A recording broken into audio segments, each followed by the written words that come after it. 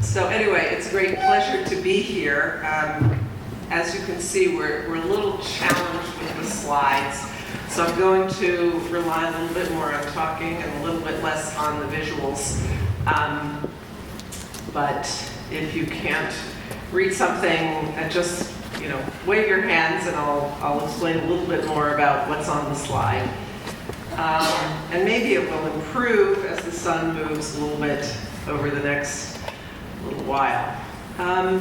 So there's been a lot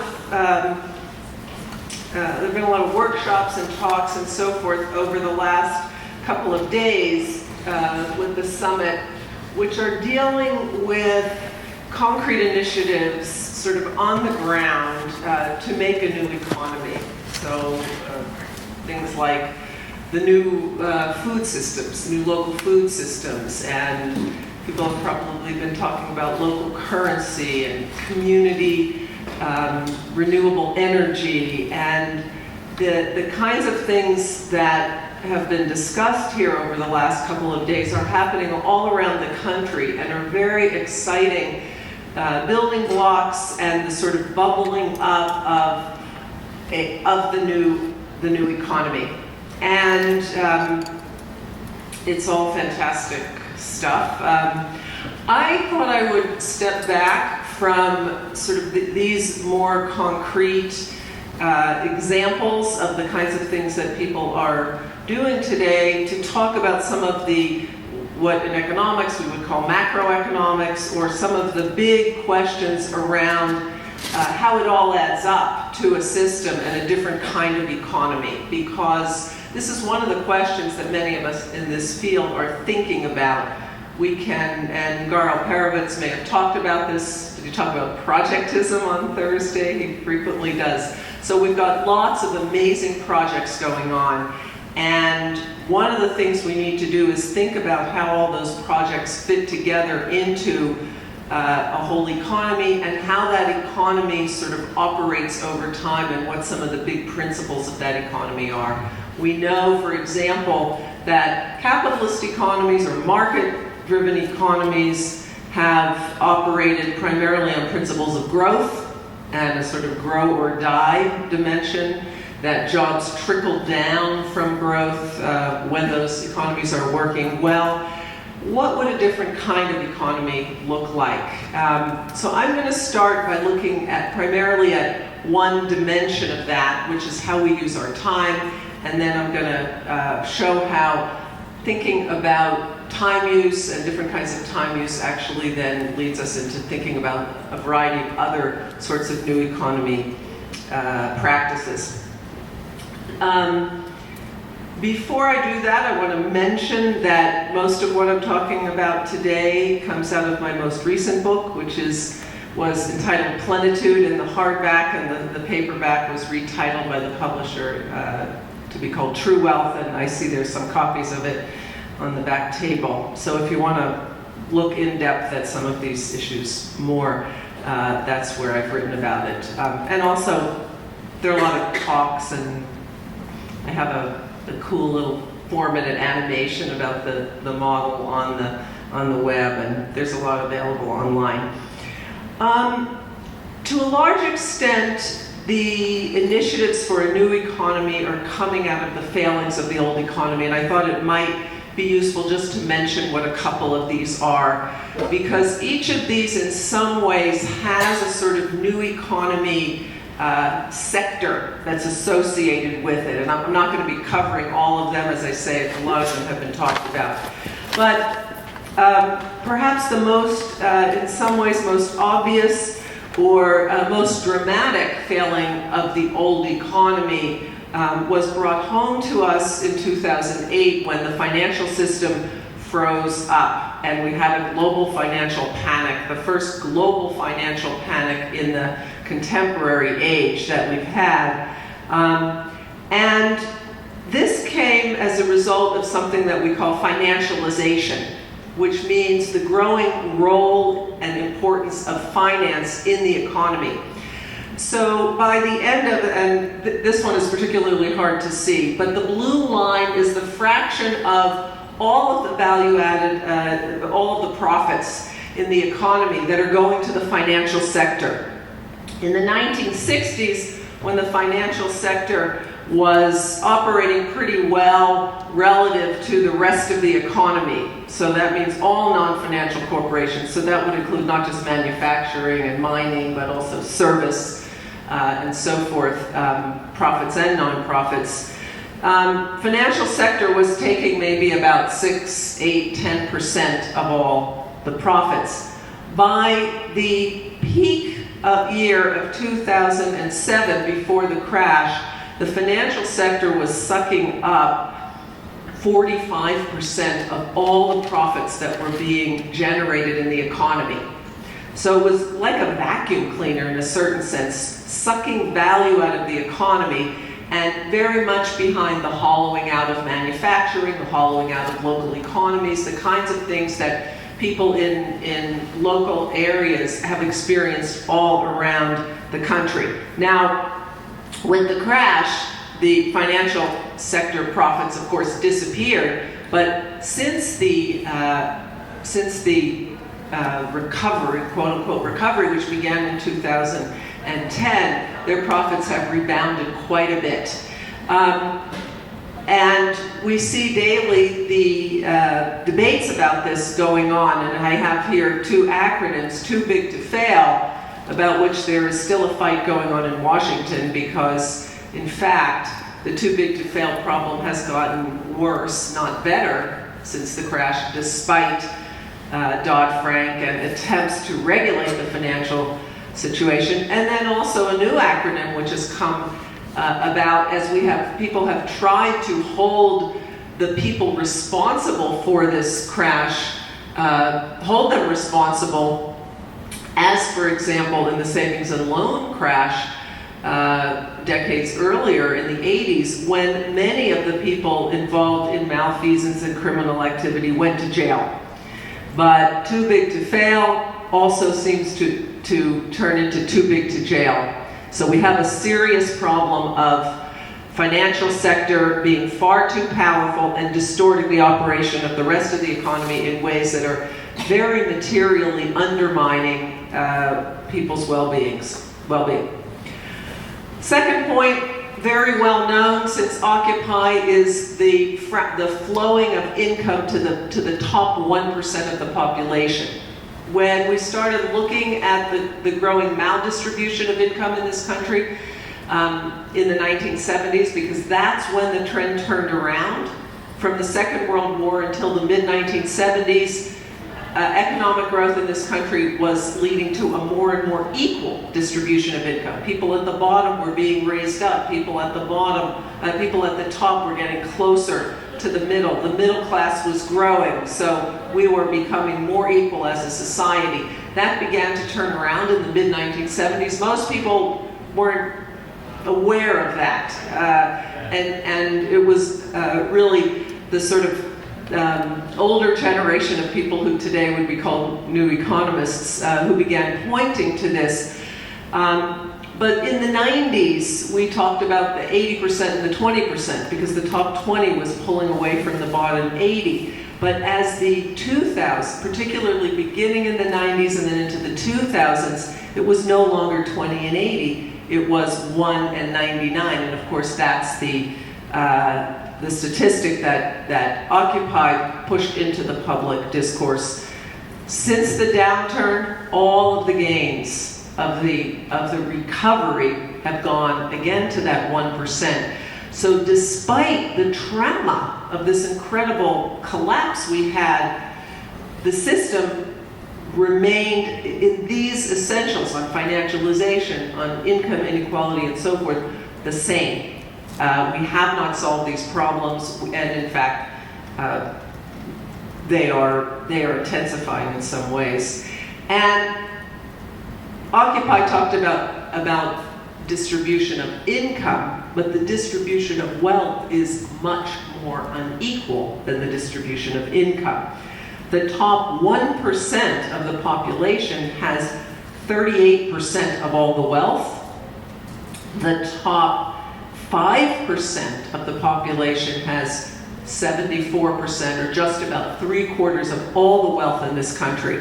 And I don't know how much you can see, but there's the bottom 60%, all of which is underwater in terms of having negative wealth, that is owing more than they have actually in assets. And this is a broad measure of wealth, which includes not just financial wealth, but also home equity and other kinds of assets. So we have an extraordinary concentration of wealth, back to the levels of wealth concentration that led us into the Great Depression, that is the levels of the 1920s.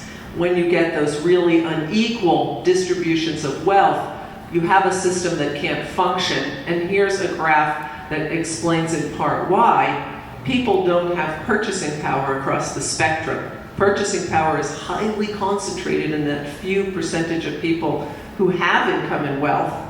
They only, despite their lavish spending, and they do have very lavish spending, they spend only a very small fraction of what they have, and it's not nearly enough to keep the whole economy going.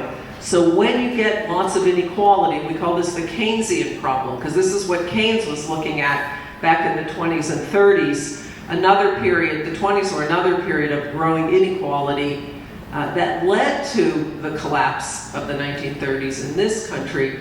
That maldistribution of income, which concentrates purchasing power in a small group of people, gets you very weak economy and stagnation, depression, recession. So what you see here, if you can see it, is the top line is productivity. So that represents what the American worker has been doing in terms of higher and higher productivity every year. And if you work, particularly in a manufacturing, but also in a service sector job, you know there's been a lot of work intensification and speed up, as well as incredible new technologies, which have made, for many of us, our work, made us much more productive on the job. But workers have not captured any of that productivity. So whether you're a college graduate, the median worker, or a high school graduate, those are the three other lines, your purchasing power has been flat, your productivity's gone up. Where did that go? A lot of it went to the Wall Street. That first slide that I showed you, a lot of it went to corporate profits as well in the non-financial sector. So this is a really important long-term trend in our economy. The weakness of workers in the labor market has made them unable to capture the fruits of their labor. Very much in contrast to the way things worked in the 30 years after the Second World War, in which workers were pretty much able to get their share of those productivity gains year after year after year. And there are a lot of contracts that were written saying productivity goes up by 3%, wages will go up by 3%. So they were productivity-driven wage increases.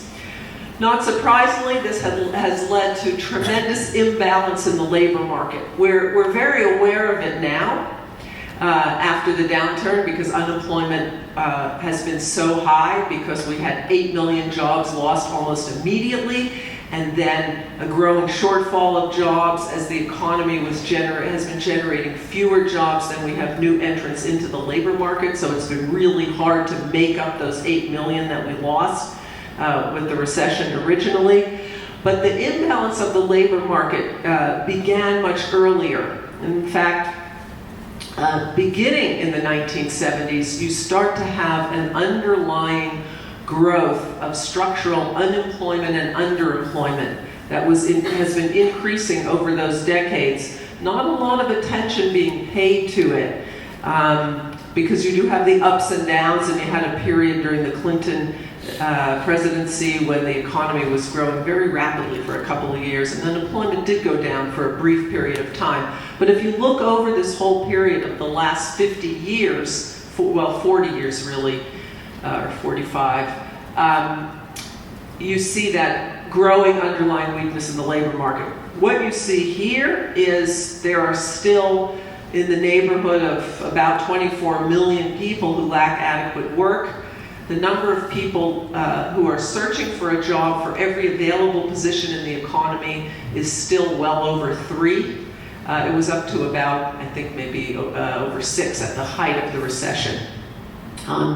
But the really other important part about this is, so the labor market's out of balance, there aren't enough jobs, and the fraction of the population who is employed has fallen since the downturn, and it has completely failed to recover. In fact, the jobs report that came out yesterday showed that the labor force participation rate is now at its lowest level since the crash, at 63.3%. This is the fraction of the population that's employed, so what we call the employment to population ratio. But what you can see is that big decline.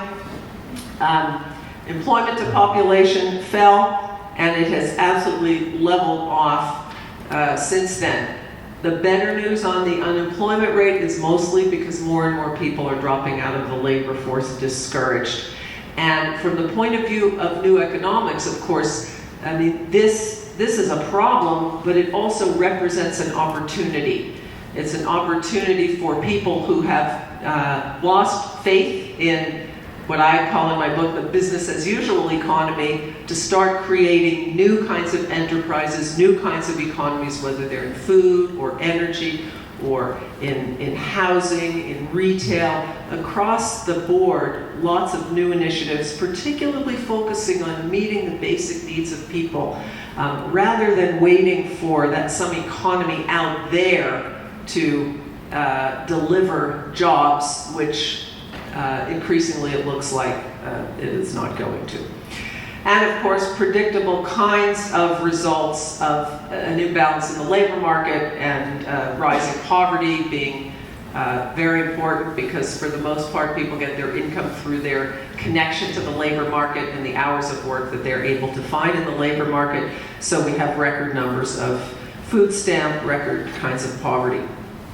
Now, if I would stop there, I would be, kind of like giving you a typical sort of progressive economist story about what's happening. And the answer to all of the problems that I've just raised for you from progressive economists, whether it's Paul Krugman or Joseph Stiglitz or people from the Economic Policy Institute, or we're not a big group, but folks in that camp, they would say, we need the government to get involved and boost demand, to try and get the private sector to do more hiring, to do more investing. We'll get the government in there to pump some more purchasing power in to deal with that shortfall that I talked about. And that's the solution to our economic problem. So the idea of what we call a macro demand side intervention, pump up consumer demand and get back to that old model of consumer-driven growth. And in many ways, that model it's a kind of analogous model to the right-wing model, which is also a trickle down. They say don't do it with the government, just do it with the private sector. So more tax relief, more incentives for corporations, more money to the rich, hoping they will invest and the jobs will trickle down. But in both cases, it's a trickle-down argument which says, let's expand the size of the economy and the jobs will come from that. The jobs will trickle down.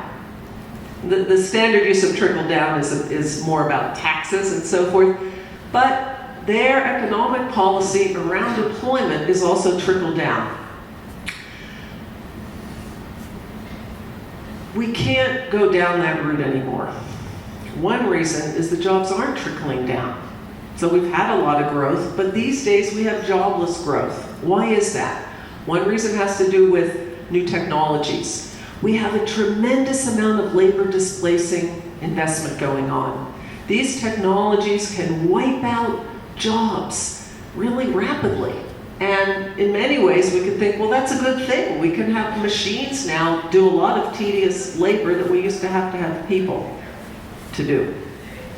And it can be a good thing if we can figure out ways of providing livelihood and good lives for the people who no longer have those kinds of jobs. In the old days, a lot of them used to get reabsorbed into the labor force through growth. But we don't have that much growth anymore, and we're a quote-unquote mature economy, and our growth rate is not going to be that rapid. The other really important thing is a lot of those jobs are being created in other places, as you know. First year of the recovery, 2010, American corporations created 2.5 million jobs. That's a lot, given the shortfall of the 8 that we lost. But 1.5 million of those were in other countries. So growth now generates far fewer jobs. So even on its own terms, growth is no longer the panacea that people thought it was in that earlier era.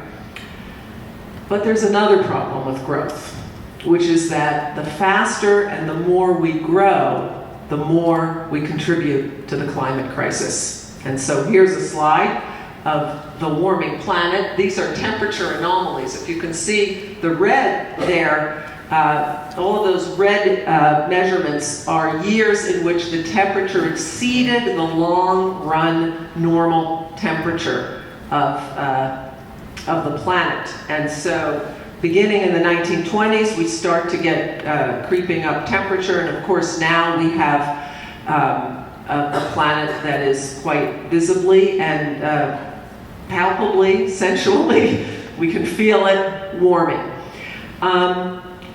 The faster we grow, the more we emit carbon and other greenhouse gases. So our solution to the jobs crisis is exacerbating our climate crisis. And as the leading carbon legacy country in the world, meaning we are the country that has contributed most by far to the climate crisis over time. We've dumped much more carbon and other greenhouse gases into the atmosphere than any other country by a huge factor, despite our 4.5% population, fraction of the world's population. We have an obligation to reduce our emissions dramatically, and of course the scientists are telling us we've got to reduce by 80 to 90% by the year 2050. We've got to really start turning that around rapidly. We've been unable to do that when in periods of rapid growth. In fact, we've had some success in the last few years in reducing our emissions. A big part of why is that we've been growing much more slowly.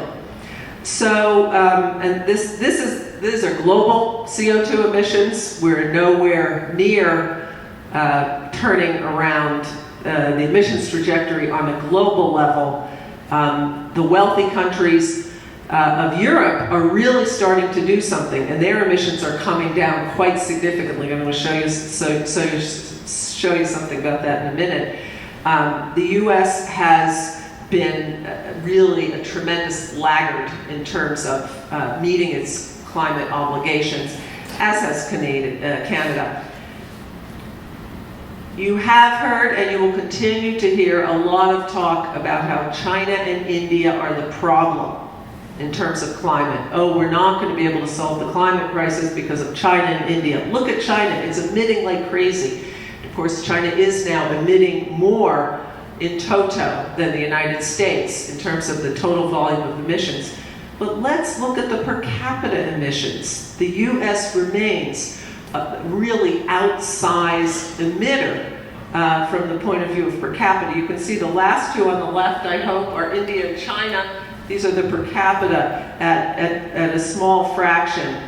The US these are tons of equivalent carbon emissions. 2008, China is under 2, whereas the United States is over 6. And so we're still at about more than 3, somewhere in the neighborhood of 3 to 4 times what the average Chinese is emitting. So we remain central to solving the climate crisis, both in terms of our actual impacts, but there's another key point here, which is the political one, which is there's no way we're going to get China and India to go along with declining emissions unless we lead on climate.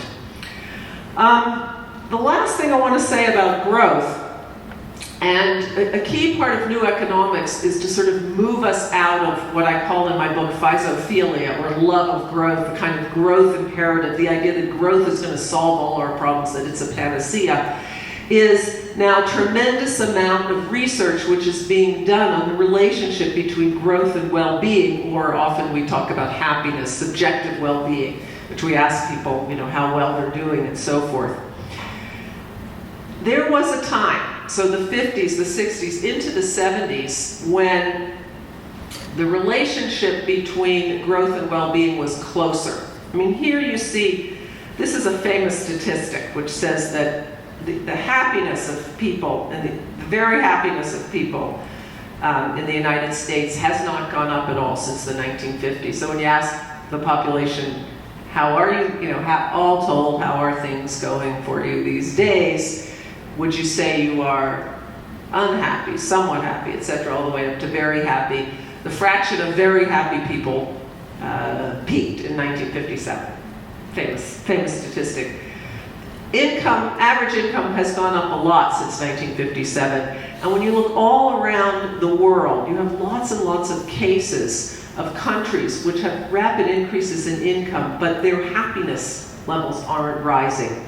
There's a growing disconnect or a growing chasm between growth and well-being. And a lot of that has to do with the things I've talked to you about. Growth no longer ensures a good job and livelihood. It no longer gives a good distribution or an improving distribution of income. It's associated with a deteriorating environment. And it's associated with more and more time, stress, and pressure, which I'm going to talk about in a second. So the argument for growth, that growth is this thing that not only solves our economic problems, but also makes us well off in lots of other dimensions and is a sort of overall panacea for quality of life, that's eroded really dramatically, and there are hundreds, if not thousands, of papers that have been written by social scientists since this issue first came onto the scene, particularly in the last 15 years, I would say, a whole science of happiness, the economics of happiness, the psychology of happiness. And by and large, what it says is that the idea that income makes you happy once you are above poverty, very important qualifier. If you are poor, more income, it improves your well-being dramatically. But once you get above a certain level, and there are a lot of debates about what that level is, that connection is really attenuated. So, in my book and here today, I want to ask the question, how can we solve these issues that I've just talked about? How can we solve our sort of fundamental economic problems around financialization, labor market imbalance, unemployment, poverty, at the same time reducing our eco and carbon footprints, knowing that traditionally solving the economics has worsened the ecological? And the answer to whether or not we can solve these things together is yes, we can, but not not following the basic logic, rules of the game, and model of the old economics. Because the old economics keeps us in that straitjacket of trade-off. So we need a new model, and I call it Plenitude. And I call it Plenitude to emphasize the fact that the new economics is not going to be about sacrificing. It's not about the hair shirt. It's not about doing with less, taking less, giving up in order to solve our ecological crisis or solve our fiscal crisis or any of those. That if we change the way we practice economics, we can actually make the vast majority of people better off at the same time that we have solved the climate crisis, solved the unemployment crisis, and so forth. So, can you see this one? All right. This is back to the point I made a couple of minutes ago, and I just want to emphasize it because I'm going to give us, when I get to the next slide, I'm going to give us what I think is the most important thing we need to do to get out of the growth versus environment straitjacket. So this is a graph, that 45-degree line there. Everything to the right of it shows countries who are growing, but not actually getting real reductions in their emissions. So they are increasing their carbon emissions, and this is over the period 1991 to 2007. In the literature, we call that relative decoupling, because we're looking at how closely do carbon emissions couple up with GNP growth. Can we decouple those? Because the mainstream says we've got to keep growing, and if we want to reduce climate emissions, it's going to have to be within the framework of growth. And they keep insisting that it's possible. And the president keeps talking about that. And we can't talk about growth. What this shows is there are only a couple of countries who are in that green zone down there, zone 3, underneath the horizontal axis, the straight line. Those are countries that have actually reduced their carbon emissions over this time. And there are a couple of things you can see about them. Number one, the country who did it the most is Russia. But they didn't grow at all. They did it by collapsing. We know we can reduce carbon emissions if our economy collapses. Not a good strategy. The next one is the country that's had the most success, DEU, Germany. It has managed to actually reduce its carbon emissions. It's gone on a crash program of solar. It's moved really well in terms of alternative energies. It's got a lot of great policies. It has something else that I'm going to show you in a minute, really short hours of work. But notice, they didn't grow very fast. They grew a little bit.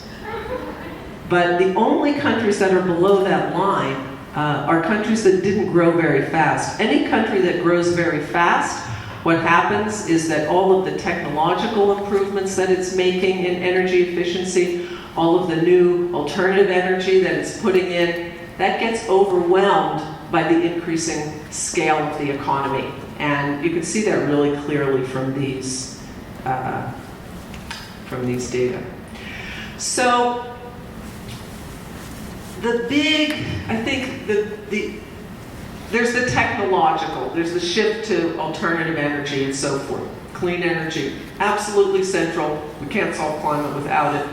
There are a lot of things we need to do. We need subsidies for clean energy. We need taxes on dirty energy. We need a crash program. And we need the federal government to be really involved in that. And that actually, by the way, the subsidies part of it is very popular across the political spectrum. Even people who are not so sort of convinced on climate believe that the federal government should be doing a lot on clean energy subsidies. But unless you also couple that with changes in the macro picture, unless you do something about the demand for energy, all that progress you're going to be making is going to get wiped out by the demand for more. You can look at all the sectors that have had big energy efficiency gains over the last decades. And the ones who have the biggest energy efficiency gains have had the biggest increases in energy use in them. Why is that? Well, you get a really new energy efficient freezer, a lot cheaper to operate. Americans went out and bought a second refrigerator. You get a much more fuel-efficient car. People drive those cars more. You get a lot of efficiency in airplane fuel use, big increases in air travel. And that's what's happened in sector after sector where there was a lot of efficiency gains in the 70s, the 80s, the 90s. Now we're starting to see a little bit of change on that because the prices of, particularly with the vehicles. But if you look at households have increased the residential energy use went up a lot because there was so much efficiency gain. What does efficiency gain get you? Basically, cheaper energy. It's cheaper to heat a house. It's cheaper to cool or freeze your food. It's cheaper to move around in a more efficient vehicle. So you can't just operate on the efficiency side. You've got to also address the demand side. Working hours are really central to this. this is a graph of what happened in the 6 early industrializing countries, France, Germany, Japan, Netherlands, UK, and the US, from 1870 to 1970.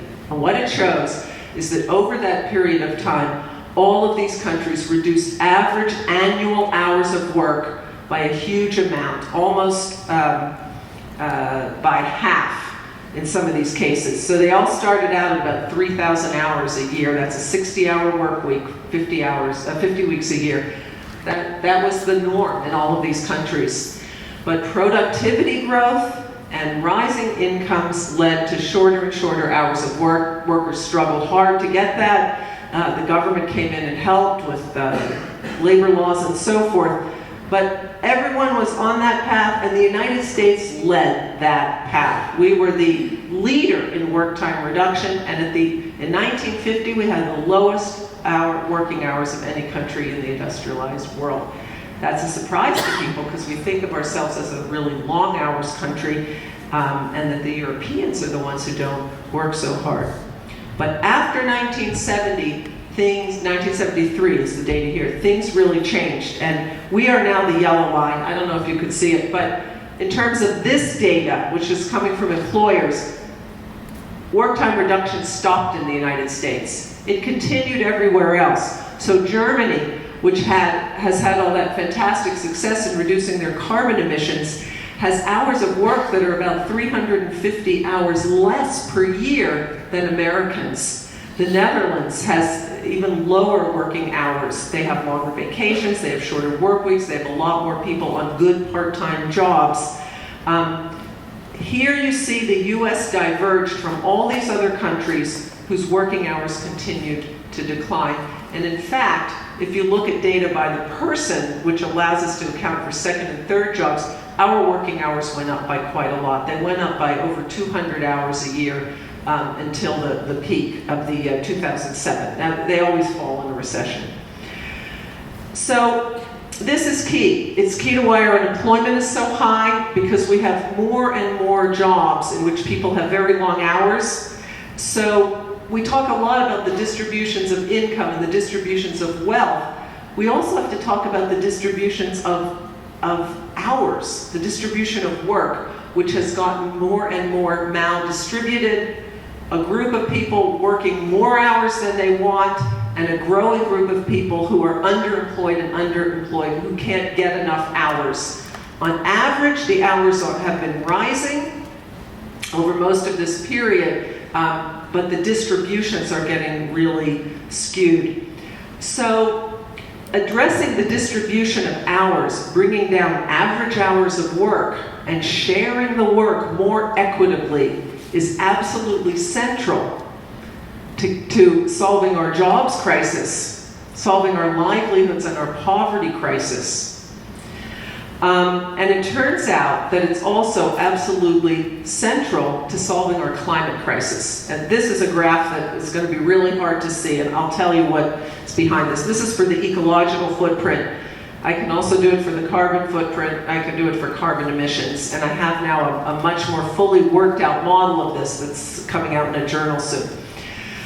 But taking all of the high income countries over the period 1970 to 2007, it turns out that the countries with shorter hours of work have much lower carbon emissions. They have lower carbon footprints. They have lower eco footprints. Countries who have long hours of work, like the United States, emit much more carbon. So getting on a path of shorter hours also helps us solve the climate crisis. At the same time, it helps us solve the employment crisis.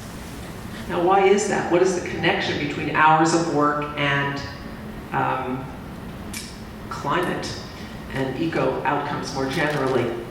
There are two things about it. One is, if you are on a path of shorter hours, it means you're taking your productivity growth in the form of more free time as a society rather than more stuff. So you are growing less rapidly. And that's the problem I talked about earlier. The other thing is, and I think it's really important for new economy, households that have long working hours, or we can think of them as like time-poor households. They may have more income, but they're time-poor. They have to do things in time-saving ways. And generally, those are more ecologically degrading. And the best example is travel.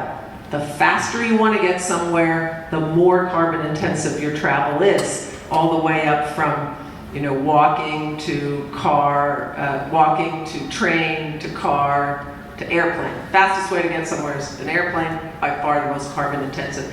And that holds true for other things. Growing your own food and preparing your own food. Low footprint, high time intensity. Et cetera, et cetera. So households also shift what they do in ways that are more or less sustainable based on their time budgets. If we start to evolve toward a more time-rich society, it is easier for us to have more sustainable patterns at the household level. It's a smaller impact than the first one, which has to do with the scale of the economy. So I'm going to stop in a minute. There are a lot of questions about how we could actually get shorter hours. Is it really feasible? What's the policy, etc.? Happy to talk about those in the Q&A. But it's a piece of the new economy that I think is not sufficiently recognized. We think a lot about the micro. We think a lot about the new enterprises, the businesses, the cooperatives, the new currencies. We also have to think about how much activity we're generating, how many hours we're working in activities that are carbon intensive. Of course, you shift to we also have those shifts out of the carbon intensive things, but one thing we know about the way our system works, if you give people more money, it's going to get spent. And if it gets spent, it has an ecological impact. So we need to redistribute income. We need to redistribute wealth. We need to create new forms of wealth for people who don't have wealth, new wealth in new cooperatives, in community ecosystems, lots of ways of democratizing wealth. I'm sure Gar Alperovitz talked about that on Thursday. At the same time, we have to think about getting out of the kind of pattern of which is a pattern of intensified consumption, which used to be more common across the whole population, is now becoming increasingly just the purview of a smaller and smaller fraction of people. But it's not a sustainable way to run an economy. So I was going to talk about the sharing economy, lots of interesting things happening there. I think probably people have talked about that through the conference. I'm going to end with my sort of political vision of how we might get from this. Can you see those? Those are all the logos of what I call the business as usual economy. And when I talk about reducing hours, it's about reducing hours worked in this. And now we're going to see where that, let's say we can manage to reduce the hours worked in this. Where could they go? What could they do? And how could that basically help us develop a new kind of economy? So we begin to move out of KFC and Exxon and McDonald's into cycling and urban poultry, and rural poultry, and alternative energy and eco-construction and food. And I put knitting in there, like also some old-fashioned kind of stuff that we like to do. More and more of us start to do this. Fewer and fewer of us are relying on the Exxons and the Mobils for our livelihood. As they start to shrink, we then start to build up the networks and the ties that create those local and regional economies. So my energy becomes something that I can transfer to you, and in return I get your tomatoes. And we begin to create a vibrant, self-sufficient, alternative, new economy where we are working hard, but we're not doing the kind of work that creates all that pressure on the environment and which is taking us over the climate cliff. Thank you.